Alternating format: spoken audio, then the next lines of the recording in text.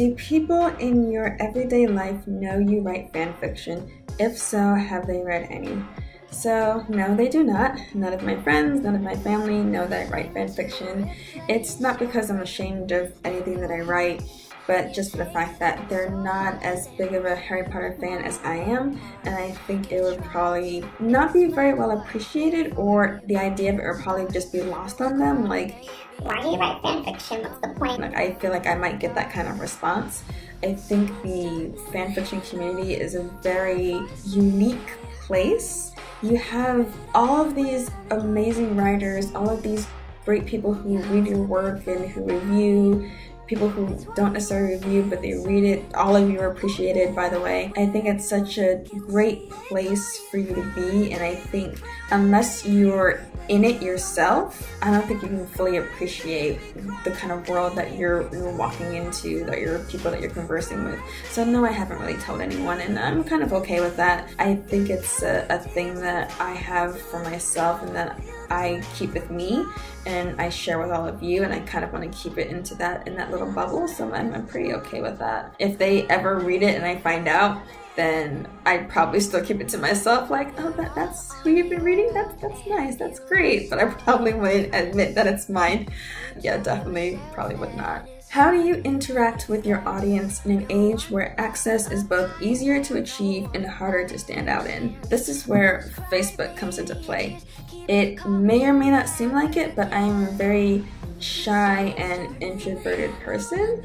I may seem lively and active through Facebook. I don't know. I think I'm more active and lively through Facebook, but that's like a nice little barrier that I can kind of disappear behind. But I think the first time where I started getting active on Facebook was when I was writing Happily Divorced. I took the plunge. I shook off my nerves because I was really nervous about doing this, and I think I either posted a preview of a chapter or something. I don't know, this was like maybe 2 years ago, I barely remember, but I got such an overwhelming response from people asking, what's the link for this story? Or commenting, hey, I read your latest chapter, this is great. And it didn't dawn on me that, well, actually, this is the first time I actually started venturing into Facebook Harry Potter groups. I'd never actually done it before.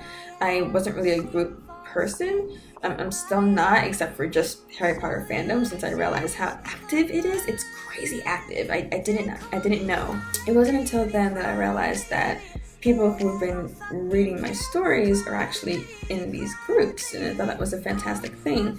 So now I've taken the plunge again rather recently, maybe last year or something like that, where I made a Tumblr. I was pretty much opposed to it because I didn't understand what Tumblr was or how it worked. I am technology deficient with certain social media things.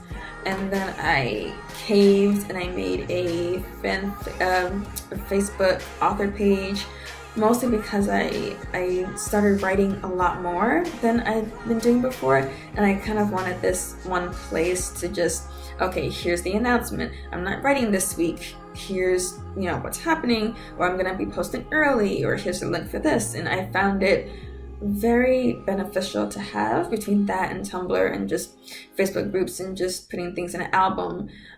Great work, admins, by the way, for doing that whole album thing. That's really fantastic. So I realized that my readers, they were on there and they were responsive, and I'm just like, this is crazy. I didn't know this kind of life existed. So definitely the social media sites are a good way to interact with my audience, and just also fanfiction.net and AO3 when people review. I am very, very big on replying to people who leave a review of my story. I think that if you take a time out to write even just a smiley face or a great chapter, I'm obligated, and I really, really like to just say either thank you or put a smiley face or thanks for reading, because you take your time out to do that for me. I can reply back to you.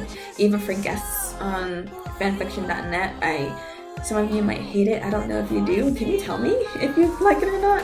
I tend to up my word count in a chapter, by replying to guests under my chapter posts since I can't reply directly. So that's kind of how I keep up with people, and just making sure that I answer your questions and let you know what's going on in my head, or just, just that kind of interaction is what I like.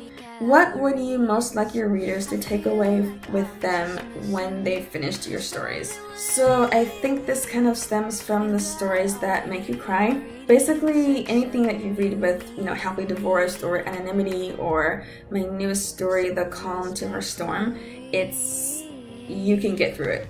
That's basically the major tagline for any of those stories.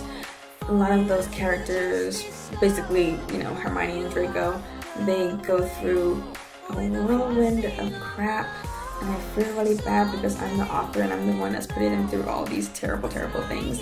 But the point is, even though they're going through these things, they make it. I like writing these kind of stories because they are very similar to real life. They're, aside from the magic, well, we can pretend magic is real, but aside from that, you readers, you go through some of these things too. The whole point is that life can knock you on your butt, knock you on your back, on your head, on your shoulder, through a whole bunch of things, but don't stay down there.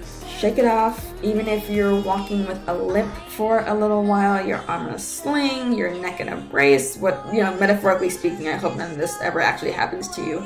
I would hope that you take away from the fact that you can get through it. It may be hard. You may have to cry. You may have to do whatever it is you have to do to make it through, but the point is that you make it through to the end. So that's kind of something that I hope readers take away from the stories that they read from me.